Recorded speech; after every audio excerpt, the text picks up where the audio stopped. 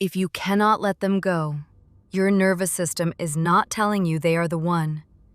It is telling you the loop is not complete.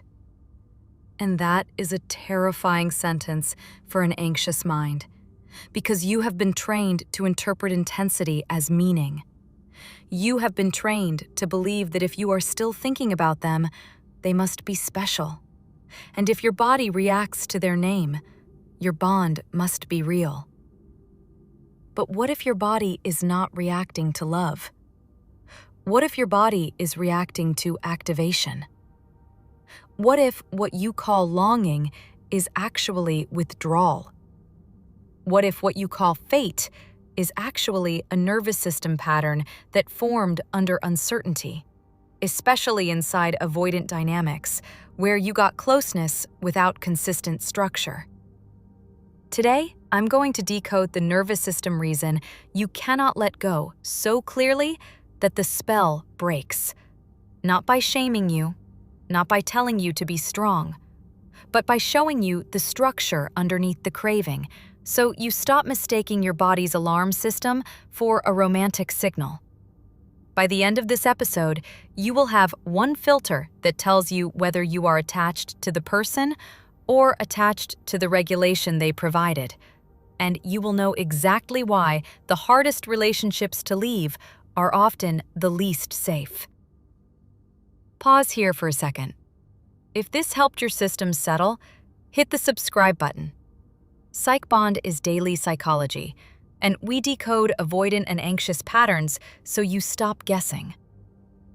Now, let's start where the real problem lives. The real problem is not that you do not understand. Most of you understand. The real problem is that your nervous system learned a pattern. And learned patterns do not dissolve just because you decide you deserve better. Your nervous system is built for prediction. It tries to anticipate what comes next, so it can keep you safe. In a secure bond, prediction is easy. The person is consistent. Repair is possible. Closeness does not vanish when you name your needs. Over time, your body learns that connection is not a threat. Your baseline settles. In an avoidant or avoidant-leaning bond, especially when you are anxious, prediction becomes impossible. One day they are warm. One day they are distant. 1 week they feel like a partner. The next week, your request for clarity makes them disappear. That unpredictability trains your nervous system into vigilance. Vigilance is not love. Vigilance is survival. But when survival happens in the presence of intimacy, the brain often fuses the two. It merges arousal with attachment. It merges relief with devotion. That is the beginning of the loop that makes letting go feel physically hard. I want you to picture a very specific moment, because this is how you will recognize the mechanism. You decide you are done. Maybe you stop texting. Maybe you go quiet. Maybe you tell yourself you will not check their profile. You feel strong for a few hours. And then something small happens. A song. A smell. A place you went together. A memory flashes. And before you even choose a thought, your body reacts. Your stomach drops. Your chest tightens. Your mind starts scanning. That reaction is not romance. That reaction is your sympathetic nervous system lighting up a known pathway. You have been conditioned, and the conditioning often happens like this. Closeness appears. You feel relief. Then closeness disappears. You feel distress. Then closeness returns. You feel relief again. Over time, your brain becomes addicted to the relief. Not because you are broken, but because relief after distress produces a powerful dopamine shift. Dopamine is not the love chemical. Dopamine is the pursuit chemical. It rises in anticipation and reward. In unpredictable bonds, anticipation is constant because you never know when warmth will return. So the brain stays engaged. It watches, it waits, it checks, it hopes. That pursuit state bonds you harder than calm ever could. It is the same reason slot machines are addictive. The reward is not steady, it is occasional. And occasional rewards create stronger conditioning than consistent rewards. If you are anxious and you were bonded to an avoidant, you lived inside intermittent reinforcement. Warmth came sometimes, unpredictably, often after you were distressed. And your nervous system learned something dangerous. Relief equals love. The return equals proof. The surge equals choosing. But surges are not always choosing. Surges can be threatened access. And threatened access is a regulation event, not necessarily a capacity event. We will come back to that because it is the core of why you cannot let go. Let's map the loop in your body without turning this into a lecture. Imagine you are lying in bed at night. You are not even trying to think about them. Then your mind flashes to the last time they were affectionate. Maybe it was a warm voice note. Maybe it was the way they held you. Maybe it was a message that felt like devotion. Your body responds with a tiny hit of dopamine, because dopamine responds to memory and possibility. Then a second thought appears. But they did not choose me. They did not commit. They went cold when I asked for clarity. In that moment, cortisol rises because uncertainty is threat. Now you have a chemical swing. Dopamine and cortisol together feel like urgency. Urgency feels like love when you are in the loop. And now your body wants to resolve the discomfort. It wants a regulating action. Check their profile. Reread the messages. Imagine what you would say. That action does not solve love. It solves activation. It lowers uncertainty temporarily by creating information. And information feels like control. That is why you can be doing well all day and then suddenly relapse into checking. You are not weak. Your nervous system is trying to regulate uncertainty. Now, here is where avoidant dynamics make this 10 times stronger. In many avoidant patterns, closeness exists, but only in a certain form. It exists when it is on their terms. It exists when it is light. It exists when it does not require a container. It exists privately, often intensely, and then it collapses when you ask for definition, repair, or future planning. So your nervous system learns that closeness is possible, but conditional. Conditional closeness makes you work. It makes you monitor. It makes you edit yourself. It makes you time your needs.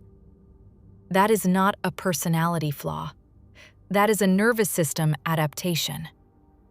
And then the relationship ends, or you try to end it, and your nervous system continues the adaptation as if you are still inside it.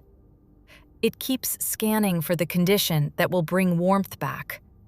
It keeps asking, what do I do differently? What do I say?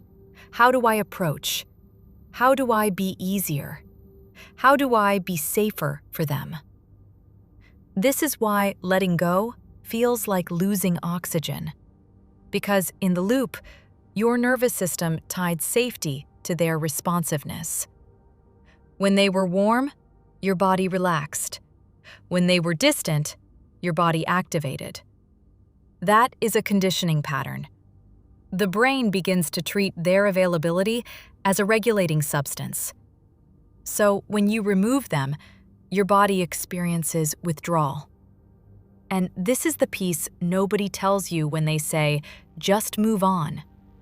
Withdrawal is not proof you should go back. Withdrawal is proof your nervous system is recalibrating. In fact, one of the most cruel misunderstandings in anxious minds is interpreting withdrawal as destiny. You feel the ache, and you say, this means something. It does mean something. It means your body is detoxing from intermittent reinforcement. It means your body is learning how to soothe itself without a volatile stimulus. It means your nervous system is encountering the silence that used to terrify you and trying to survive it without running back to the only thing that ever brought relief. That is not romance. That is neurobiology meeting attachment. Now, let's make this even more personal, because you need to recognize your own pattern clearly. Many of you are not stuck because they were so good. You are stuck because it never fully landed. There was no clean ending. There was no clear decision. There was no mutual container. It was always almost committed, almost choosing, almost stable, almost integrated, almost safe. And almost is the most addictive emotional state on earth because it keeps possibility alive without closure. Closure is what your nervous system needs.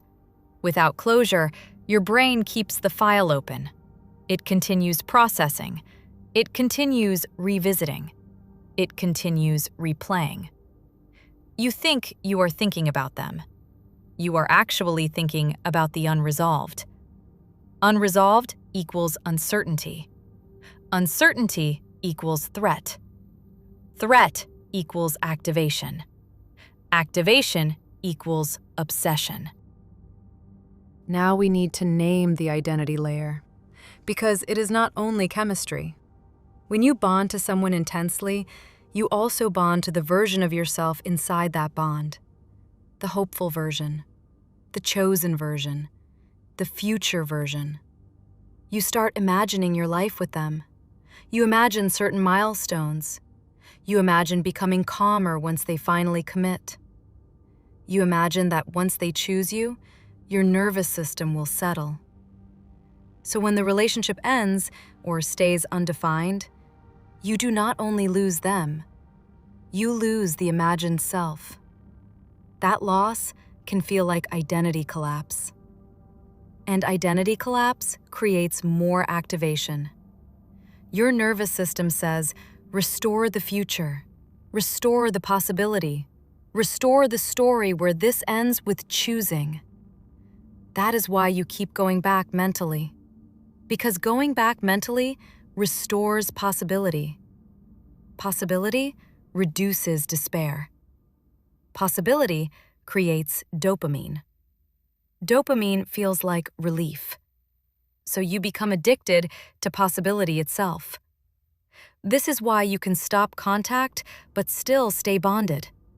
Because the bond is now partly internal. It is maintained by imagination, replay, and hope-based thinking. Hope-based thinking is not optimism. Hope-based thinking is when you treat feelings as evidence. You treat chemistry as proof. You treat surges as commitment. You treat missing someone as destiny. Proof-based thinking is different. Proof-based thinking asks one boring question that changes your life. Does the relationship become safer over time? Not more intense, safer. Does it create more peace? Not more anticipation, more peace. Does it handle weight? Not avoid weight, handle weight. Because love that can be held requires capacity. Capacity shows up in repair, consistency, and clarity. And this is where the nervous system and attachment lens merge. In avoidant dynamics, many people can feel deeply but collapse under weight. They can be affectionate, but withdraw during repair. They can be bonded, but resist definition. That means your bond may be real emotionally, but unstable structurally. Structural instability is what creates nervous system activation. You are not addicted to the person in a vacuum. You are addicted to a pattern where warmth and withdrawal alternate. Alternation keeps your body engaged. Your body bonds to relief. Relief becomes the drug. The return becomes the fix. And now you are in a loop where you are not evaluating compatibility. You are managing withdrawal. Let's talk about the difference between love and regulation in the simplest way. Love that is secure increases your baseline calm over time. Regulation loops increase your baseline vigilance over time. In a regulation loop, you become more careful, more anxious, more self-editing. You monitor tone, you plan messages, you suppress needs, you chase timing. That is not intimacy deepening. That is your nervous system adapting to unpredictability. And here is the PsychBond filter for this episode. If the relationship calms them but dysregulates you, you are not building security. You are building regulation. Many avoidant partners are soothed by your warmth without being required to change. They feel comfortable. They feel relieved. Meanwhile, you become more vigilant, more uncertain, more self-abandoning, more addicted to surges. That is not love deepening. That is nervous system conditioning. And here's the second filter that matters even more when you cannot let go. If you have to shrink to keep them, you are not being loved. You are being managed. Managed does not always mean intentional. It means the relationship only functions when you reduce yourself. That is not a misunderstanding. That is structural incompatibility. Structural incompatibility creates chronic activation. Chronic activation creates strong bonds. Strong bonds are hard to release. That is the nervous system reason you cannot let go. Now, let's address the avoidant surge piece, because it is the highest source of confusion for anxious systems. Avoidant surges often happen when access is threatened. When you detach, when you stop chasing, when you go quiet, when you finally remove availability. Their nervous system can experience loss as threat. Loss does not feel like weight. Loss feels like deprivation. Deprivation triggers pursuit. Pursuit restores access. Access restores control. Then, once access is restored, the urgency fades. This is why you can experience them as suddenly loving the moment you are leaving. But the question is not how warm they become in the surge. The question is, what happens after the surge? Do they move towards structure? Do they accept clarity? Do they repair? Do they become consistent? Or do they return to vagueness once you are back? Your nervous system is addicted to the surge because surges deliver relief. Relief drops cortisol quickly. Relief spikes dopamine. That chemical swing feels like love. But a surge can be a regulation event. It is not automatically a capacity event. Capacity is revealed when the threat is gone and the behavior stays. So if you are stuck on someone and you cannot let go, ask yourself honestly what you are craving. Are you craving them, or are you craving relief? Are you craving partnership, or are you craving the return? Are you craving the bond, or are you craving the end of uncertainty? Because uncertainty is the core trigger. The anxious nervous system wants certainty to calm. The avoidant nervous system wants autonomy to calm. In many anxious avoidant bonds, The only moment both nervous systems feel calm is during temporary relief after a surge. That creates a false sense of soulmate. Two bodies finally calm in the same moment, and you call that chemistry. But chemistry can be two dysregulated systems syncing briefly, not two compatible systems building safety. Now, here is the part that will free you if you let it. The reason secure love can feel less addictive is because it is not a drug.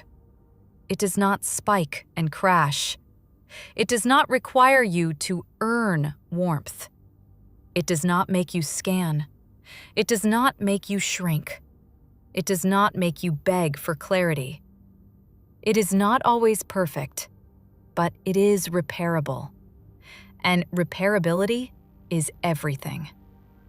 Repairability tells your nervous system, even when there is discomfort, we will not lose each other.